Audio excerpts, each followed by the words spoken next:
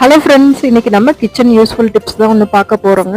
இந்த மாதிரி chimney clean பண்ணுறதுக்குங்க இந்த ரெடிமேடாக விற்குது இல்லைங்களா, சிங்க் ட்ரெயினர் அப்படின்னு சொல்லிட்டு அந்த பவுடரை வந்து நம்ம யூஸ் பண்ண சிம்னி மேலே நல்லா வந்து இது மாதிரி அந்த பவுடரை ஸ்ப்ரிங்கிள் பண்ணிவிடுங்க. ஸ்ப்ரிங்கிள் பண்ணிவிட்டு எல்லா இடத்துலையும் அது படுற மாதிரி நல்லா தூவிட்டுங்க. அது ஊற வைக்கணும், கழுவணும், அதெல்லாம் எதுவும் தேவையில்லைங்க. இந்த பவுடர் இருந்தால் போதுங்க. இன்ஸ்டண்ட்டாக உடனே அவ்வளோ குயிக்காக நம்ம கஷ்டமே படாமல் க்ளீன் ஆகிடுதுங்க. இது மேலே வந்து நல்லா கொதிக்கணுங்க தண்ணி. அந்த சுடு தண்ணி வந்து ஊற்றுனீங்கன்னா பாருங்கள், அப்படியே அந்த எண்ணெய் பிஸ்க எல்லாம் கலந்து போயிடுதுங்க. வாஷ் பண்ணதுக்கப்புறம் காட்டுறேன் பாருங்கள் எவ்வளோ க்ளீன் ஆகிருக்கு. இந்த ட்ரெயினர் சிங்க் ட்ரெயினர்னு ரெடிமேடாக கிடைக்கிது இல்லைங்களா, எல்லா பிராண்டுமே இருக்குங்க.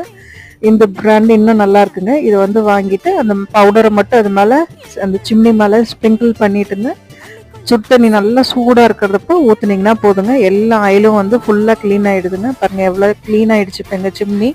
இது மாதிரி வந்து நீங்களும் வந்து ட்ரை பண்ணி பாருங்கள்.